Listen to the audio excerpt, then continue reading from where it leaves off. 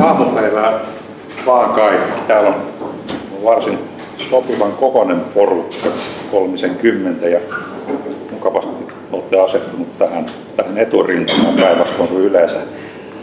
Mun nimi on tosiaan Matti Salo ja mulla on, niin kuin äsken kuulitte, niin mielenkiintoinen tärkeä aihe, joka on kyllä mun sydäntäni lähellä. Mielelläni näistä teemoista puhun, mutta ehkä muutama sana ensin Salon Matista, niin tiedätte, minkälainen tyyppi näitä ajatuksia teille esittää. Mä oon nyt suurin piirtein tuosta vuosituhannen vaihteesta saakka vetänyt pientä valmennusyritystä.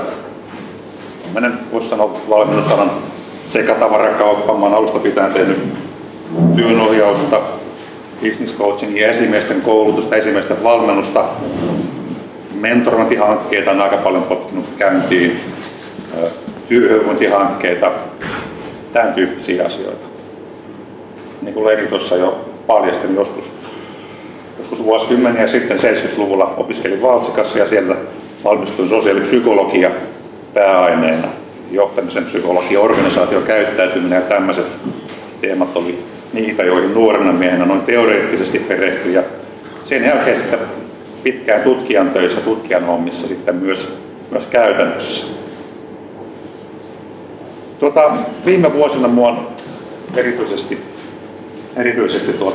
kiinnostaneet sellaiset asiat kuin tietoisuustaidot, intuitio, hiljainen tieto, joiden suhteen olen koettanut erilaisia välineitä löytää oman valmennusohjaustyön tueksi, ja joitakin tämmöisiä asioita tänäänkin aion teille kertoa, paljastaa.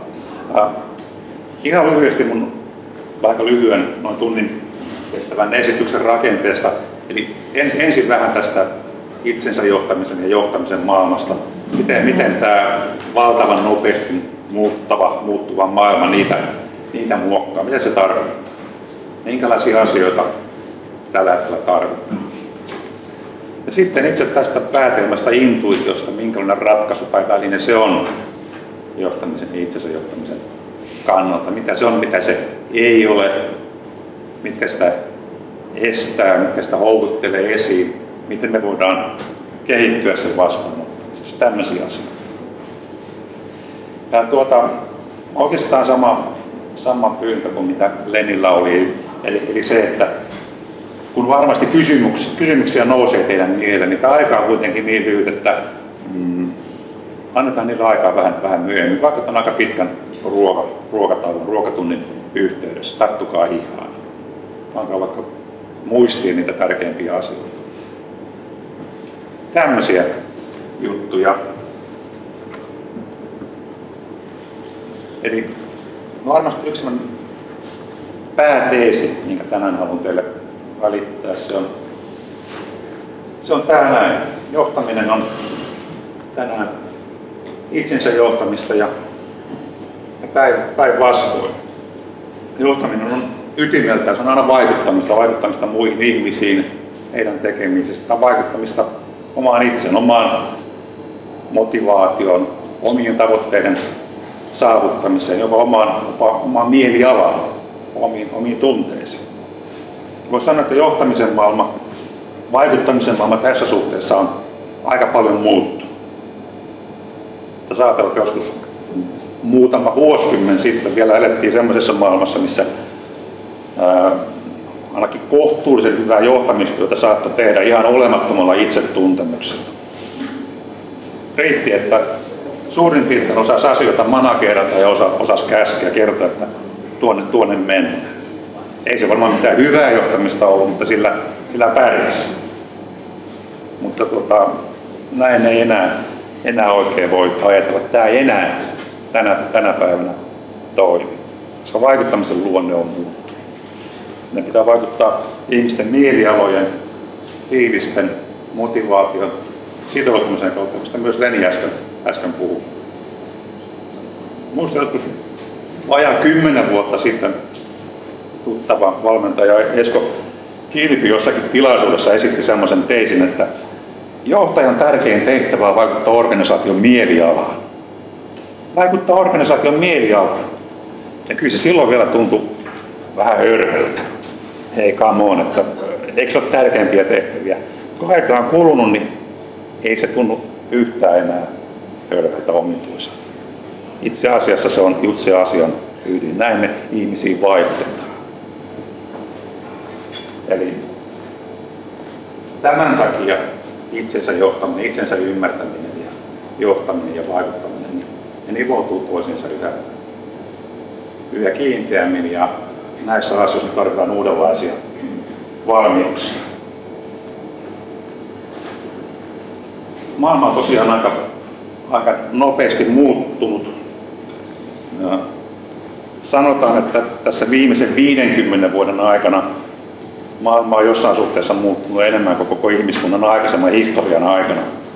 Se on aika koko väite, jos ajatellaan niitä päätöksiä, joita ihmisten täytyy tehdä, se informaation määrä, mikä me kohdataan, niin se voi hyvinkin pitää paikkansa. Me ollaan ihan uskomattoman muutoksen keskellä. Sanotaan myös, että ihminen, kun on hyvin sopeutuva laji, niin me kyllä pärjätään semmoisten muutosten kanssa, jotka ovat vaikka kuinka nopeita, mutta jos ne on liian monimutkaisia.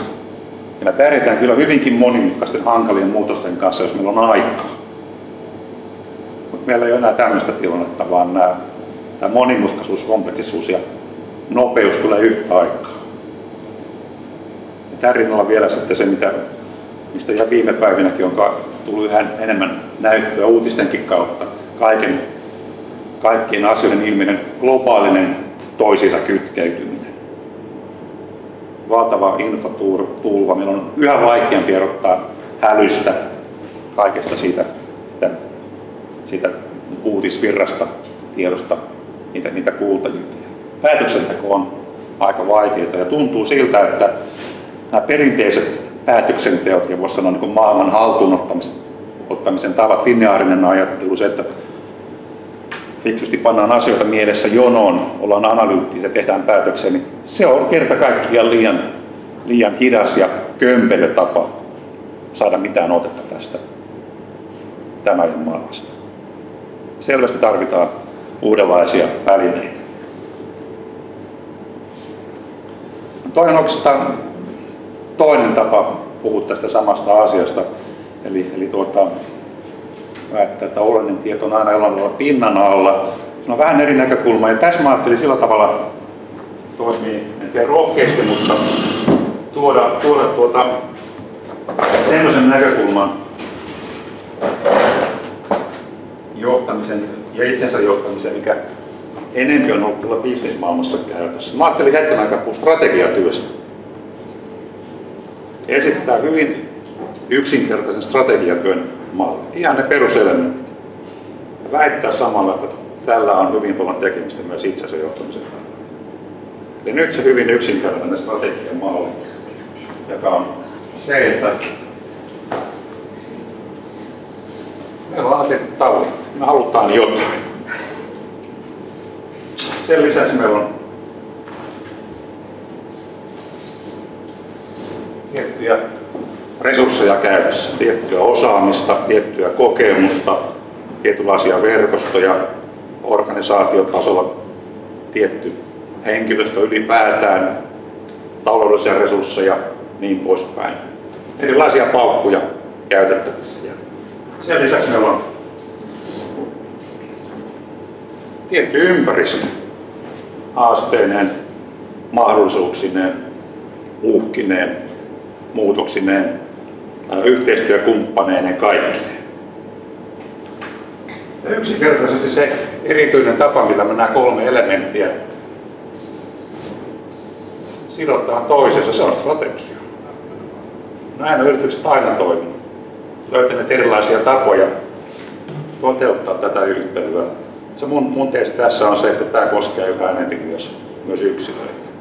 Työsuhteet muuttuu, itsensä johtaminen muuttuu ja jollain tavalla meidän täytyy yhä nopea tahtisemmin sovittaa itsemme siihen maailmaan, mikä meillä ympärillä on. No, tässä on haastetta kerrakseen, mutta ei vielä kaikki tässä silti ole. Voisi sanoa, että kukin näistä elementeistä jollain tavalla vielä on pinnan alla, eli tässäkin tämmöinen tuttu jäävuorimalli vielä on ihan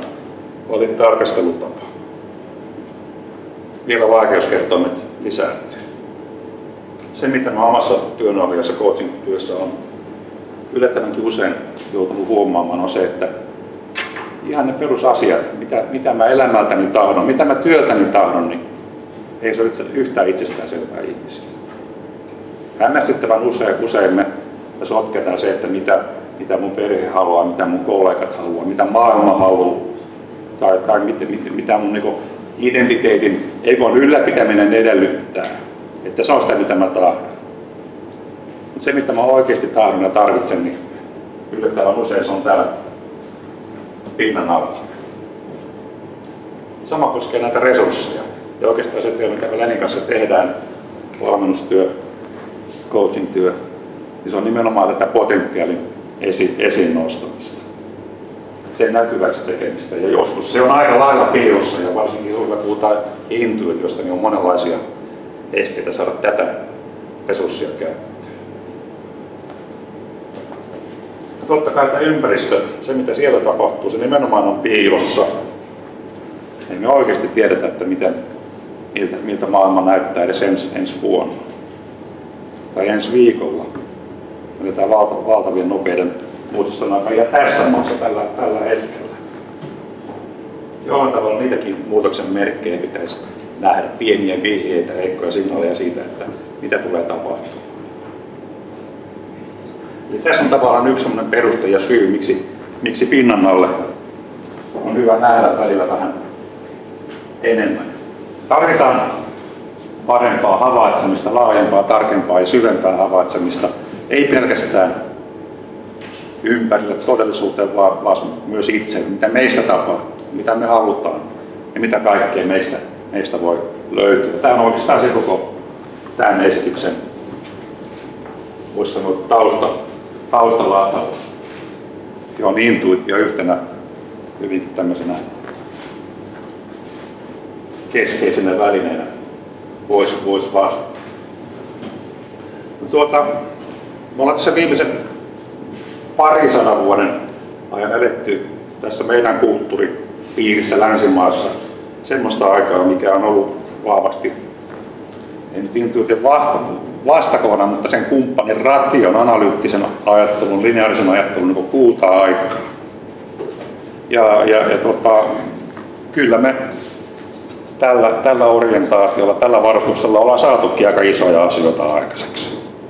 Nykyyhteiskunta siinä, kun se tunnetaan, on nimenomaan rationaalisen ajattelun tulosta, mutta se on merkinnyt myös sitä, että tietyt meidän valmiudet, tietyt meidän piilossa olevat potentiaaliset kyvyt, ne on pantu piiloon. Vähän niin kuin lihas, jota ei ole käytetty, niin on surkastu. Ja mä näen, että intuitio on yksi tämmöinen surkastunut elin tai kyvykkyys, mikä käytön puutteesta on jäänyt heikoksi. Mitä tämä intuitio sitten on? Määritelmiä on, voisi sanoa, kymmeniä, mutta se, että miten se usein nähdään ja tulkitaan, se on vähän kuin tämä se 10 vuoden takana faksi Anneli Jäätteenmäelle, että tuli tilaamatta ja tuli pyytämättä, se vaan tupsahti. Näin me usein intuitiosta ajatellaan, että se vaan tulee joku oivallus, joku ajatus, joku aavistus jostakin. Miksei me näin voitaisiin määritellä tätä outoa asiaa, mutta varmasti on kyse muustakin. Itse olen kovasti miettinyt sitä, että tähän asiaan pitää valmiita vastauksia olekaan, että mikä oikeastaan erotetaan oivalluksen ja intuition. Koska kun meille tulee joku oivallus, se tuotaan se usein jostakin tupsahtaa. Ja mä en ole mihinkään muuhun tulokseen päätynyt kuin siihen, että se ero on vaan siinä, että kuinka paljon se on ollut tämän tietoisen ajattelun prosessoinnin tulosta ja kuinka pitkään meidän ei-tietoinen mieli on sitä asiaa työstänyt, prosessoinut. Mutta se on tavallaan yhdentekevä, koska meidän mieli toimii kokonaisuutena, ei-tietoinen mieli ja tietoinen mieli on jatkuvasti joka tapauksessa keskenään yhteistyössä.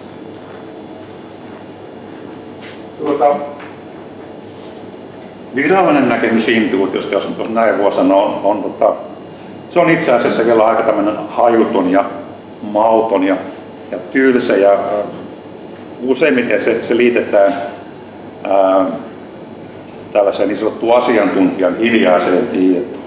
Kokeneiden konkareiden kykyyn tulla toimeen omissa haastavissa ammatillisissa tilanteissa ilman sen kummempia käsikirjoja tai oppia. Usein se on taas semmoista, mitä nämä ihmiset itsekään ei osaa kovin hyvin selittää, miksi mä näin toimin. Usein myös puhutaan aktiivisesta ja passiivisesta hiljaisesta tiedosta. Tämä on kyllä ihan keskeinen mielenkiintoinen jako intuition kannalta. Voisi sanoa, että passiivinen hiljainen tieto on nimenomaan sitä kokeneen konkarin valmiutta, jolla tullaan toimimaan tutussa rutiininomaisessa tilanteessa.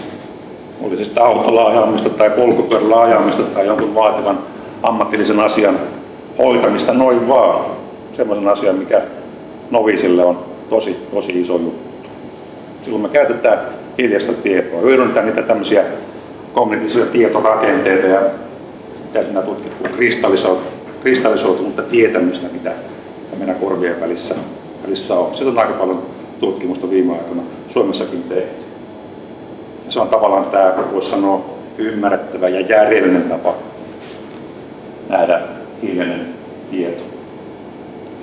No aktiivista hiljaista tietoa voisi olla semmoinen ymmärrys, semmoinen tajuaminen, mikä ilmenee ihan uusissa tilanteissa. Mulla on jäänyt erityisesti mieleen, että muista mistä kirjasta mä sen luin, tarina tämmöisestä kokeneesta palopäälliköstä, joka oli ryhmänsä kanssa ihan tosi hommissa sammuttamassa tulipaloa.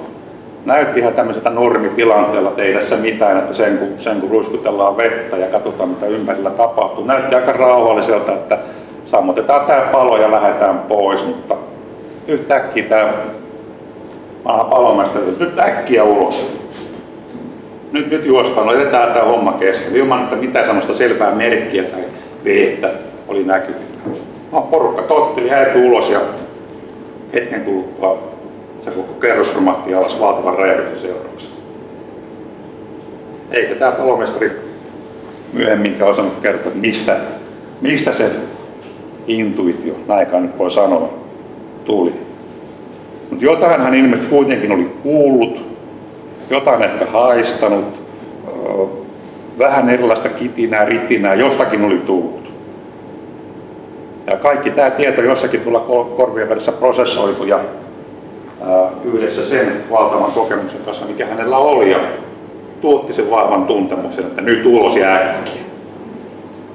Näin hiljainen tieto parhaimmillaan voi toimia ja päätäpään katsottuna se tuntui hyvin vaikuttavalta ja suorastaan mystiseltä, mutta ei siinä välttämättä mitään kovin mystistä ole.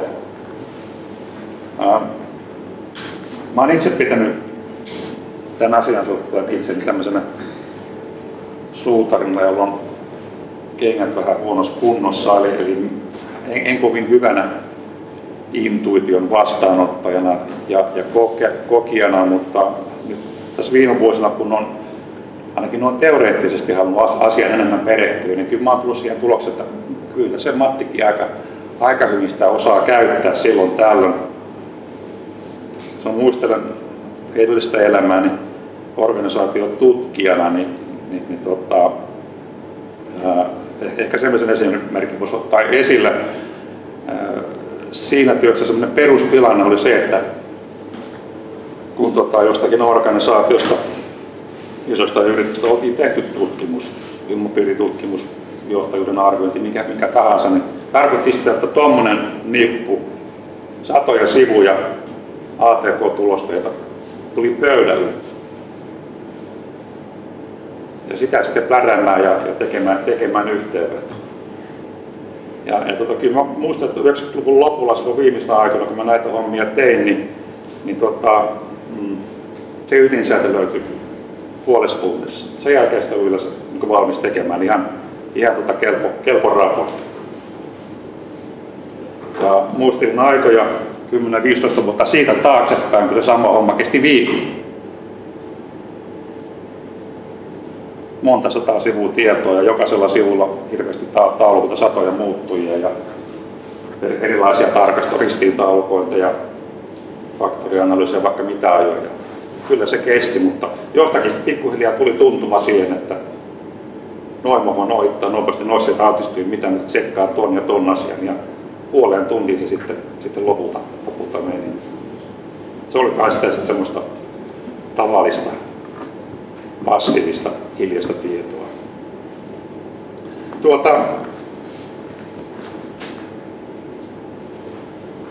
Tämä on yksi sellainen asia, mikä uudessa suomalaisessa intuitiota koskevassa väitöskirjassa on tullut vahvasti esille. Asta Rami väitteli tuossa kevät-talvella intuitiosta Aalto-korkeakoulussa mainio, ehdottomasti suositeltava väitöskirja. Se, mitä Asta Rami erityisesti sai esille tai mikä minun teki vaikutuksen, tietenkin sen lisäksi, että intuitiota voi olla kovin monenlaista, oli se, että sen kokemisen ja vastaanottamisen tavat on valtavan erilaisia. Samakin viesti sisältö voi tulla eri ihmisille kuin hyvin eri oloissa. Tai ylipäätään myös meidän kyky kuunnella itseämme, se on valtavan erilainen. Eli tämä kirjo on todella iso. Ja ehkä siihen liittyy myös se ajatus, että tämä intuitio on varsin laaja tämmöinen sateenvarjo-otsikko. Että mä itse uskon siihen, että kun ymmärretään ja tiedetään enemmän myöhemmin tästä asiasta, niin tulee uusia käsitteitä, uusia sanoja. Että nykyään se voi tarkoittaa, ei nyt ihan mitä tahansa, mutta yllättävän erilaisia asioita. Ai niin, nyt mä pikkasen saataan keskeytän. Tämän mä unohdin yhden jutun ja se liittyy siihen, että mulla on semmoinen intuitio, että kukaan ihminen ei jaksa kovin intensiivisesti kuunnella yhtä tuntia ketään. Mä oon puhunut suurin piirtein vartin, niin ehkä vähän enemmänkin. Mä pidän kohta pienen breikin. Mä pääsen vaikka tuohon 5 minuutin päähän. 5 minuutin päästä soi kauniita tuulikannelkellot. Sitten tehdään pieni harjoitus. Mut jatketaan. Tähän mä jo viittasin intuitiota vierastetaan monestakin eri syystä. Se on outoa, se voi olla joskus pelottavaa. Siihen voi liittyä semmoisia ja fyysisiä tuntemuksia, mitkä on varsin omituisia. Asta Rami muun muassa kertoo joistakin kokeneista suunnittelijoista, jotka suorastaan rupeaa tärisemään, kun jotain uutta on tulossa tai tuntevat kummallista pistelyä tai näkevät asioita, joita oikeasti ei ole olemassa. Tuntuu aika hassulta ja jopa pelottavalta. Eli tämä on yksi syy siihen, miksi intuitiota vierastetaan, että se on jollain tavalla liian mystistä. Sen lisäksi on usein virheellistä ja epäloogista. Ei kaikki se, mitä tuolta ei-tietoisesta mielestä ponnahtaa meidän tietoisuuteen, niin ei se välttämättä ole mitään suurta viisautta. Kyllä se voi sotkeutua monenlaisiin ennakkoluuloihin, uskomuksiin, toiveisiin, huoliin, mihin tahansa. Monenlaisia viestejä tulee meille, mitä minä ainakaan pitäisi intuitiona. Miten sitten erottaa oikea ja väärä intuitio? Mä oikein tiedä, siellä varmaan voi harjaantua monikin eri tavoin. Mulla on esimerkkinä, tai kuvitellaan tämmöinen tilanne, missä te kohtaatte uuden ihmisen. Ja jostain syystä tämä ihminen tuntuu sellaiselta, että mä haluaisin vähän etäisyyttä tuohon ihmiseen. Mä en nyt oikein tykkää. Tässä on jotain semmoista, mikä tuntuu epäilyttävältä. Niin tämmöinen tuntuma, ja tässä tapauksessa nimenomaan lainausmerkeissä intuitio, voi olla sitä, että joskus hyvin varhain, kenties ihan lapsuudessa, mä oon törmännyt semmoisen ihmisen, mikä on siinä tilanteessa tuntunut hirveän pelottavalta ja oudolta, ehkä saattanut jopa vahingoittaa meitä, mutta nyt tässä uudessa viattomassa ihmisessä, johon törmätään, niin on ehkä niin samanlaisia piirteitä, samanlaisia kasvon piirteitä ja kyllä tavallaan tunnekoukku meissä herää ja meille tulee sitten intuitio, että nyt kaikki ei ole hyvin. Eli tämä ei ole sitä intuitiota. Tämä on nimenomaan sitä, mihin se usein sotkeutuu. No oikeasta sisäisestä viisaudesta voisi olla kyse silloin, kun meillä on tämä reaktio ihan saman tapainen, että tosi ihmisessä on jotain epäilyttävää, mun on paras ottaa etäisyyttä, jos se kertoo siitä, tai jos meidän ei-tietoinen mieli on pannut merkille, että tuon kaltainen käyttäytyminen, tuollaiset ilmeet, tuollaiset sanavalinnat kertoo siitä, että tämä usein on liittynyt sellaisiin tilanteisiin, missä on käynyt huonosti, on tullut petetyksi tai jotain muuta ikävää on tapahtunut. Ollaan kaikki tietoisesti sitä unohdettu, mutta silti joku meissä kertoo, että tässä nyt ei ole kaikki kohdallaan. Ja jos me näitä viestejä osataan kuunnella ja ottaa ne todesta, niin se on tosi arvokas. Sitten on hirveästi hyötyä. No sitten,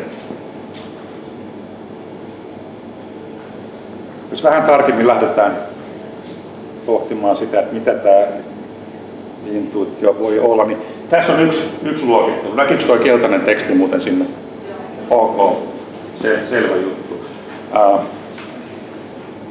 Tämä on vaan luokittelu, yksi niistä lukuisista, mitä intuitiosta on tehty. Ja tämä ei ole sillä tavalla mikään asteikko, että tässä olisi niin laatueroja. Toki tämä asteikko voisi tulla siitä, että mitä alemmaksi mennään tällä asteikolla suurempaan numeroon, niin sitä vähemmän on niitä ihmisiä, jotka näitä asioita on kokenut. Käytännössä kaikki me ollaan jonkinlaista arjen intuitiota koettu. Se on meidän ihan tavanomaisissa arjen päätöksissä, pikkuratkaisussa mukana, niin ettei me edes huomata. Käytännössä me ei voitaisiin edes ajatella tai tehdä minkälaisia päätöksiä, eli meillä olisi jollain tavalla tätä ei-tietoista mieltä sen tukena. Mutta se ei ole millään tavalla outoa omituista, se on huomaamaton sellainen käytännön tuki. Nyt kuuluu tuulikellot. Tämä tarkoittaa sitä, mä stoppaan nyt tähän. Pidetään ihan pieni tauko. Ihan ehkä jotain minuuttia. Tehdään semmoinen pieni harjoitus, jolla myös on merkitystä intuition vastaanottamisen kannalta. Ottakaa hyvä asento. Rento asento. Pankaa silmät kiinni.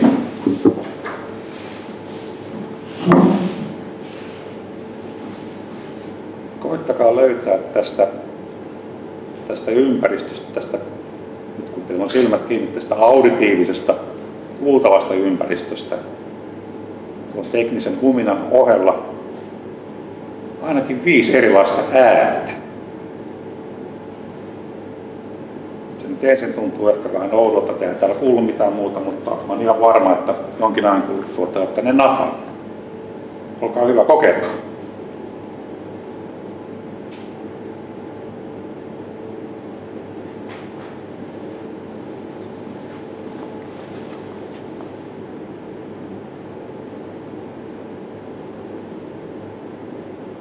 No sitten on tämä asiantuntijan intuitio, josta oli jo puhe.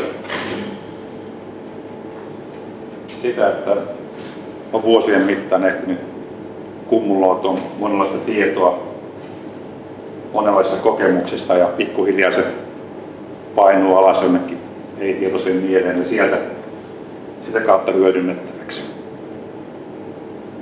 Se merkitys ja arvo on siinä ja toisaalta sen hankaluus on siellä, koska siinä vaiheessa kun näitä ihmisiä lähtee pois yhteisöstä yrityksistä, niin valtavia aarteita saadaan sitten meidän mukana myös hyvästellä.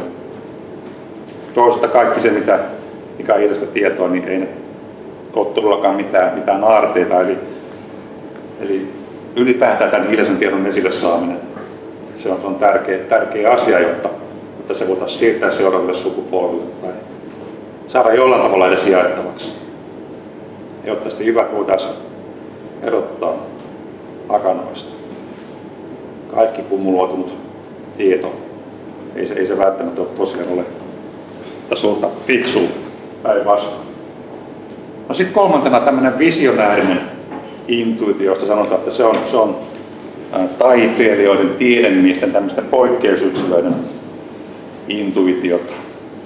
Ja se nyt selvästi ylittää tämmöiset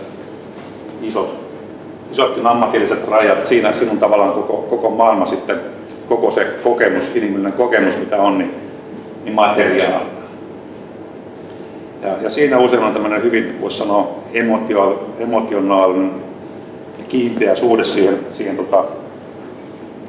tutkittuun, työstettävään asiaan, tutkimuskohteeseen tai taideteokseen. Jos nämä monet Nobel-palkitut tiedemiehet kertoo sen oman tutkimuksen etenemisen vaiheesta, ja usein he kertoo siitä että on vahva tämmöinen tunnepitoinen, suorastaan niin empaattinen suhde siihen tutkimuskohteeseen, vaikka puhuttaisiin niin kvanttifysiikasta tai kromosomien geenien tutkimuksesta, niin nämä ihmiset suorastaan niin tuntee ja uppoutuvassa siihen maailmaan. Näistä tulee ystäviä. Einstein joskus kuvaa, että hän niin valoaallon selällä liittää, kun on liitänyt, kun hän suhteellisuusteoriaa kehitti. Hyvin tämmöinen erityinen kokemuksellinen suhde näihin asioihin. Ja sitten tämä kaikkein mystisin intuition muoto, välitön suora tietäminen. Eli nyt me oikeasti mennään jo mystiikan puolelle. Sitä on ainakin sillä tavalla, että jotkut ihmiset kokee, että se tieto, mitä mä ikään kuin intuitiona vastaanotan, ei tule minusta, vai jostain muualta. Ja se kokemus sellaisena varmasti kannattaa hyväksyä. Se on heidän kokemuksensa jostakin. Jotkut ihmiset saa poikkeuksesta ja hyvin tärkeäksikin osoittautunutta tietoa. Mä ainakin itse katson, mun tehtävä ei ole miettiä, että onko se huijausta vai ei, onko se totta vai ei, että se on heidän kokemuksensa. No, tämä on yksi tapa. Ja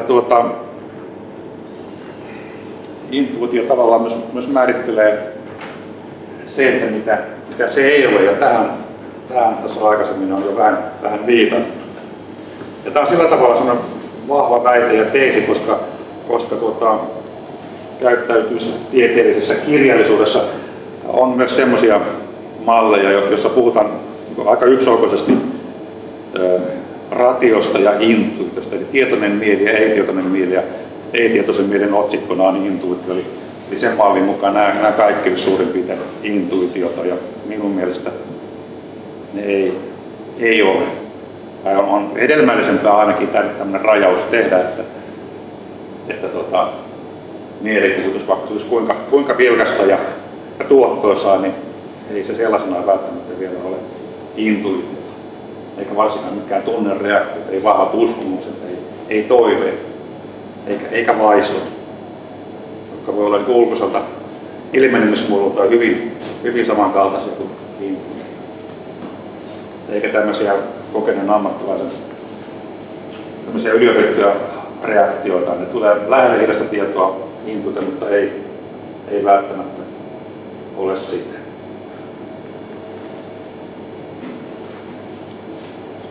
Sitten minulla on tässä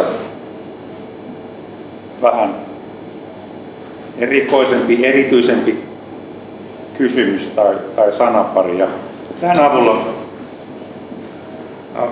mä oon silloin tällöin koettanut ihmisille jollain tavalla vähän niin kuin eri näkökulmasta valottaa tätä eroa, mikä on sitä oikeaa intuitiota, sitä oikeaa fiksuutta, mitä meidän ei-tietoinen mieli tai joku muu tuottaa, ja mikä sitten ei ole sitä. Eli muutama sana spontaanisuudesta ja impulsiivisuudesta.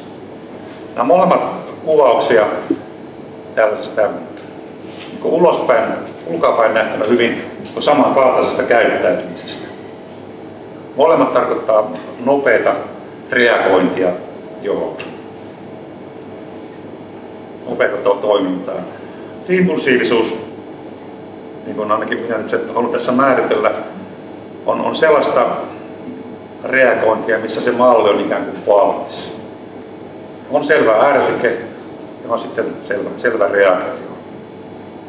Kohtaan tällaisen tilanteen, tullaan sen ihmisen ja mun reaktio on tämä näin. Eli se on jollain tavalla pakonomaista ja jopa sokeita sille ympäristölle, niille realiteeteille, mitä ympärillä on. Tämmöistä impulsiivinen käyttäytyminen ja vastaavasti spontaani käyttäytyminen, voisi ajatella, että se on nimenomaan semmoista valpasta reagointia siihen, mitä ympärillä tapahtuu. Voisi sanoa ikään kuin tämmöistä tanssia todellisuuden kanssa. Minussa itsessäni tapahtuu asioita, mä teen havaintoja niistä ja ympärillä tapahtuu asioita ja mä teen havaintoja niistä ja spontaanilla välittömällä tavalla reagoin niihin. Eli tämä ero spontaanisuuden ja impulsiivisuuden välillä, mun kokemusmaailmassa se jollain tavalla kuvaa tätä oikean intuition ja sellaisen valeintuition eroa.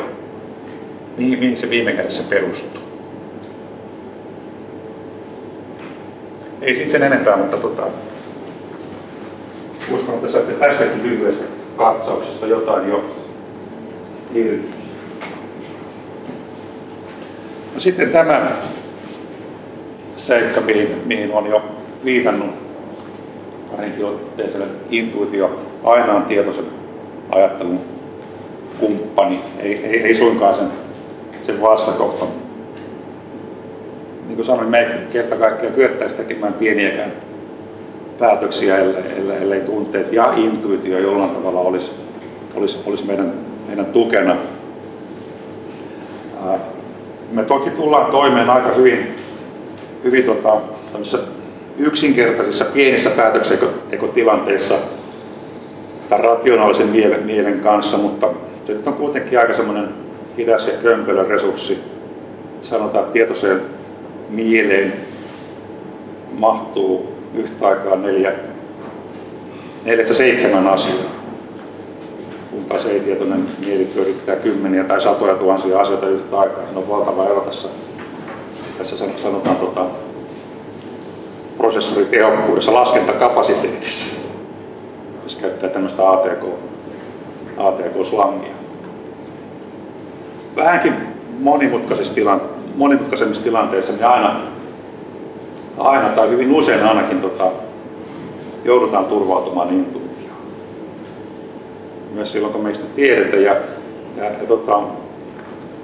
johtajien päätöksentekoa luonnollisesti on aika paljon tutkittu ja se yhteinen havainto, mitä aika monista tutkimuksista on tullut, on se, että niin hämmästyttävän suuri osa tämmöisistä niin isoista rationaalisista kovista päätöksistä viime kädessä perustuu niin yllättävän paljon intuitioon. Näin ovat bossit jälkikäteen tunnustaneet joskus. Mutta useimmiten se kuvio kyllä menee sillä tavalla, että kun päätös on tehty, niin sen jälkeen sitten etsitään hyvin tämmöisiä rationaalisen olosia argumentteja päätöksen tueksi. Ehkä vähän sama tapa kuin perheessä toinen meistä vaimo tai kuka tahansa haluaa ostaa uuden auton ja on miettinyt jostakin syystä johonkin merkkiin, tyyppiin ja aika paljon se tämän kaltaisten hyvin tunnepitoisten argumenttien kautta se valinta tapahtuu, mutta ilman muuta sitten lähiympäristö ja perhe kuulee näistä valinta-argumenteista ihan toisenlaista kieltä. Turvallisuus ja laatu ja hinnan säilyminen ja tämmöistä asiaa tietenkin tulee esiin. Ja ehkä nämäkin mekanismit olisivat tämmöisiä ei niin rationaalisia päätöksiä tai sitten ihan oikeita kunnollisia päätöksiä, niin ehkä yksi syy sille, miksi meistä tunnisteta silloinkin, kun se on ollut käytössä, on se, että se puetaan jälkikäteen yleensä ihan toiseen muotoon. Ihan muutama päivä sitten huomasin netistä Science Daily nettijulkaisun artikkelin intuitiosta, ja sen artikkelin pääpointti oli, jos mä vähän yksinkertaistan, se, että tämmöisessä kriisitilanteessa, jos päätöksiä pitää tehdä ehdottoman nopeasti, niin parhaita päätöksentekijöitä ovat sellaiset ihmiset, sellaiset asiantuntijat, sellaiset johtajat, jotka hyvin nopeasti osaa vaihdella puhtaan rationaalisen ja intuitiivisen intuition käyttöönottamisen välillä. Ei siis joko taivaan, vaan on kyvykkyyttä hyvin lyhyessä ajassa tarkastella samaa tilannetta kummaltakin kantilta. Tilanteessa, missä ei ehdottomasti ole aikaa pelkästään tämmöisen rationaaliseen pohdintaan kovin paljon. Niin molempia tarvitaan, ja nämä ovat enemmän kuin halutaan myöntääkin toisiinsa kietoutuneita joka tapauksessa. Tässä on muutamia tämmöisiä vastakohtapareja, näet sä Antele suurin piirtein, jotka osaltaan kertoo siitä, että intuitio todellakin voi ilmetä hyvin erilaisissa muodoissa, suorastaan vastakkaisissa muodoissa. Tämä on myös yksi syy sille, miksi jotkut haluaa ajatella, että no, kun se nyt voi olla noin erilaista ja vastakkaista, niin mitä se sitten oikein on? Tällainen asioiden kysymys sinänsä. Intuitio todella voi olla hyvin tämmöistä tunnepitoista, kehollista ja fyysisten tuntemusten kannalta, puhutaankin gut feeling, tai voi tuntua sydämessä tai vaikka minkälaisena fyysisenä aistemuksena. Tai sitten jollakin ihmisillä se on hyvin tämmöinen älyllinen, pää sisällä oleva, ilman mitään tämmöistä muuta rekvisiittaa. Ja samaten tutkijat on siitä täysin eri mieltä, että mikä sen oikein intuition määritelmä on, että on se koulukunta, joka katsoo, että silloin me puhutaan oikeista asioista, kun se on tämmöistä puhdasta, tunteista riippumatonta. Että silloin on jotkut asiat loksahtanut paikoilleen tuolla pääkopassa, kun siihen ei liity tämmöisiä epämääräisiä tuntemuksia. Ja jotkut saattelee just päinvastoin. Mun käsittääkseni molemmat on oikeassa, koska on kysymys aika erilaisesta prosessoinnista. Joskus tulee nopeasti, välittömästi se viesti, joskus se kestää kuukausi kaupalla, saadaan ehkä odottaa sitä viestiä. Joskus on hyvin kirkas, selvä näkemys, tämä on se ratkaisu. Joskus on hyvin epämääräinen tuntuma, että tässä on jotain hämärää tai tässä on jotain lupaavaa. Kaikkea siitä väliltä. Ja sitten tämä mystisyyttä. Joskus se tuntuu tulevan ulkoa. Useimmiten kuitenkin ihminen tuntee, että se tulee sisältä, mutta joskus näitä ihmisiä on jonkin verran vahvasti ilmaisen asian sillä tavalla, että se ei tullut minusta, se tuli jostakin. Tämä ei ole mun tapa nähdä asioita, vaan se annettiin minulle. Intuitiota hyvin voidaan pitää tämmöisenä kehityspolkuna tai jatkumona. Ja tässä on yksi yksinkertainen kuvaus siitä, mitä se voisi olla. Yksinkertaisen tilanne on tämmöinen kyllä tai ei dilemma. Kaikkein helpompia, kaikkein arkisimpia. No tuosta mä kerron ihan lyhyen oman esimerkin. Se on niin selvä yksinkertainen. Mä olin pari vuotta sitten menossa työmatkalle junalla Kouvolaan. Ja mulla oli paikkalippu varattu. Asemalla junaa odotellessa, mä muistin, mikä se paikkalipun numero on. Mulla oli 2 numeroa mielessä, niin tuntui ihan yhtä oikeata kummatkin. Ei mitään haju, mikä se on. Ja siinä tilanteessa mä ajattelin, että kokeillaanpas nyt näitä juttuja, että pannaan tohon käteen se toinen numero ja tohon toinen numero. Ja kokeilla, kumpi näistä painaa enemmän. Kai se oli 26. Totta kai se oli 26. Joku mun olemuksessa, kropassa, kehossa, minähän on yhtä hermostoa, yhtä kroppaa, yhtä tietoisuutta, niin sen tiesi. Ei se mun tietoiseen mieleen siinä tilanteessa tuu. No toi on vielä, jos ne oikeat vaihtelut on olemassa, mutta jos Tiina Tyttönen miettii, että pitäisikö se alkaisi tyylätä Pekan tai Riston kanssa, että kummatkin on oikein viettäviä hemmoja, mutta kumpaan pitäisi suhtautua vähän vakavammin. Kummallakin on omat hyvät puolensa, niin varmasti Tiinan sisällä joku voisi kertoa, että toinen näistä kaverista sitten, kun on se lupaavampi, parempi, hänelle sopivampi, vaikkei se sillä hetkellä olekaan yhtään selvä juttu. Joskus tosiaan se voi olla vähän täsmällisempää suunta.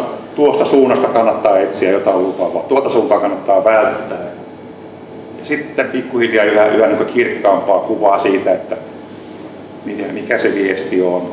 Osaratkaisu, kokonainen ratkaisu, hyvin kirkas näkemys asiasta. Ja sitten lopussa toi ehkä on vähän eri kategoriassa tuo suora tietäminen, mutta se, että näin se vaan menee, näin minulla on ilmoitettu.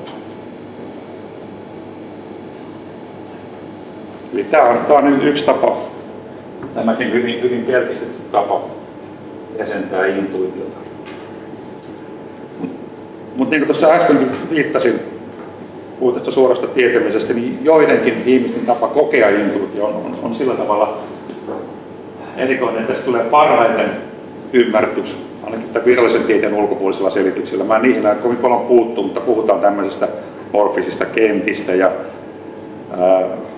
silloin kun viitataan vähän uudempaan tieteen rajamaalla olevaan tutkimukseen kuitenkin, taas voi viitata tämmöisiin ihan ikiaikaisiin perinteisiin, jos puhutaan kollektiivisesta tietoisuudesta ja tämmöisestä ihmisten yliaistillisesta yhteydenpidon tavoista. Nämä selittää näille ihmisille itselleen näitä kokemuksia. Ei välttämättä sellaisena ole oikeita, mutta se on oleellista. Tärkeintä se, että on joku tapa, millä nämä ihmiset itse kokee, tai saattaa ajatella, että mä en ole hullu, vaan että tämä on tullut jostakin tämä juttu. Mutta jos me halutaan pitää ainakin toistaiseksi vielä pesäeroa tämmöiseen kovin outoon maailmaan, niin me voidaan edelleen ajatella, että tässä on varsin rationaalisista, loogisista, hyväksytyistä, ymmärrettävistä asioista kyse. Eli tuolla korvien välissä tapahtuu jatkuvasti semmoista myllytystä, mihin tietoinen mieli ikinä ei pystyisi. Ja tässä on muutamilla sanoilla kuvattu sitä työskentelyä, sitä prosessointia, mitä meissä jatkuvasti tapahtuu. Erilaisia informaation prosessoinnin tapoja. Jatkuvaa yhtäläisyyksien etsimistä. Onko tässä tilanteessa jotain samaa kuin mitä on ollut? Miten tämä eroaa? Mihin tämä assosioituu? Onko tässä joku palapeli rakentumassa? Mikä on se puuttuva pala, mitä tässä vielä tarvitaan? Se on muistamista, se on oppimista. Periaatteessa meidän tietoinen mieli voi tehdä näitä samoja asioita kaiken aikaa, mutta oleellista asiat, niin kuin mä sanoin, niin tämä prosessoritehokkuus, laskentakapasiteetti niin sanotusti se on 10 000 kertainen ei-tietoisella mielellä. Se hankaluus on siinä, että se edelleen käyttää ATK IT-slangia, niin käyttöliittymä on pikkusen hankala. Eli kyse on siitä, että meidän pitää vain oppia tulkitsemaan, havaitsemaan, näkemään semmoisia hyvin hentoja, hienovaraisia merkkejä jossakin niin tietoisen ajattelun rajamaastossa, jossa muutenkin tapahtuu hyvin paljon semmoista hälinää ja monenlaista liikennettä. Ja niinpä ne tavat, joilla me vähän saadaan tätä mieltä rauhoitettua ja saadaan tätä käyttöliittymäongelmaa edes vähän ratkaistua, niin ne voi olla kullan arvosta. Aikataulun mukaan mä kerkeisin vielä ainakin tämän esittää. Ajattelin ylipäätään tämän jutun rakentaa sillä tavalla, että tämä olisi ikään kuin lopetettavissa siinä vaiheessa, kun aika on kulunut riittävästi, että olisi sillä tavalla ja kokonaisuus mihin tahansa vaiheeseen päätettynä. Ja näin mä näköjään nyt joudun tosiaan toimimaan. tämä on yksi sellainen malli, mitä mä oon ihan oikeasti tämmöisenä käyttänyt coachin työnohjaustyössä. Yhteenveto aika monen tutkijan, tutkijan ja ihmettelijän ajattelusta. Ja tuossa on oikeastaan pari erinomaisen tärkeitä vaihetta. Tuo ensimmäinen tilaus tehtäväksi anto ja sitten tuo vastaanotto. Eli tämä on itse käyttöliittymä problematiikkaa. Toi katkoviiva tuossa, mikä ehkä just näkyy, se voisi olla tavallaan sitten se tietoisen ja ei-tietoisen ajattelun mielen rajapinta. Eli tehtäväksi anto on sitä, että mä vakuutan itselleni, että tämä asia, mitä mä haluan ymmärtää paremmin, mistä mä haluaisin saada jotain vastausta, on sen arvoinen, että siihen kannattaa satsata. Se ei saa olla pelkästään niin älyllisesti tärkeä, vaan mun pitää koko olemuksellani tuntea, että tämä on mulle, jos nyt ihan elintärkeä, niin kuitenkin ehdottomasti sellainen asia, mistä mä haluan saada paremman ymmärryksen. Ja kyllä meidän neitiotainen mieli tässä on hyvin uskollinen, työteliäs yhteistyökumppani, että kun on tilaus on annettu, niin kyllä myllyt alkaa jauhamaan vähitellen. Sitten on tämä materiaalin hankinta, ja tämä on itse asiassa se vaihe, jolloin on hyvä pitää silmät moneen suuntaan auki ja hyvinkin avoimena ja ennakkoluulottomana ja vastaanottavaisena, ja mielellään ottaa vastaan myös semmoista materiaalia ja semmoisia näkökulmia, mitkä ei niin suoraan liity siihen asiaan, vaan olemaan avoimia joka suhteessa. Ja sitten tämä kypsyttely. Lähes kaikki intuitiotutkijat puhuu kypsyttelystä, tämmöistä inkubaatio-haudutteluvaiheesta, jonka täytyy, se vie oman aikansa. No, koskaan en muista ainakaan nähdäni mitään aikarajoja, kuinka kauan se kestää, mutta se vie oman aikansa ja kyllä me jollain tavalla sitten ehkä tunnetaan, kun jotain alkaa kuplia. Niissä tilanteissa, kun on joku ihminen, vaikka coach tai työnohjaaja, tai miksi joskus valmentava esimies tämän prosessin tukena, niin silloin käytetään muuta keinoja. Eli tämä vastaanotto se on nimenomaan tätä mielen rauhoittamista ja hiljentämistä. Ja tässä vaiheessa nämä niin sanotut tietoisuustaidot, mindfulness-taidot, joista tännekin varmaan työpajassa ajoissa puhutaan enemmän, niin nämä tulee käyttää. Eli opitaan havaitsemaan sellaisia pieniä mielen tapahtumia, liikahduksia, jotka yleensä jää piiloon. Tässä vaiheessa ei ole liian ankaria, analyyttisiä, epäileviä, vaan hyvinkin sallavia, koska sanotaan, että intuition niin suurin vihollinen on epäily ja ylirationaalisuus, analyyttisyys väärässä vaiheessa. Sen aika tulee myöhemmin. Meidän on syytä pohtia, nimenomaan syytä pohtia, että onko tässä mitään tolkkua, onko tämä hyvä juttu, onko tästä hyötyä mulla, mutta se ei saa tulla liian aikaisin, koska silloin me lytätään se pieni verso, mikä sieltä on nousemassa ylös. Olkaa avoimia, olkaa uteliaita. Antakaa intuitiolle, antakaa ei-tietoiselle mielelle mahdollisuus. Harjoitelkaa sitä, luottakaa siihen. Ei sillä tavalla, että ajattelet, että kaikki mitä tuolta tupsahtaa on totta, vaan totutelkaa siihen. Opetelkaa tekemään havaintoja. Olkaa tarkkoja, mitä teissä itsessänne tapahtuu, mitä maailmassa tapahtuu. Tähän voisin lopettaa. Kiitos. Kiitos.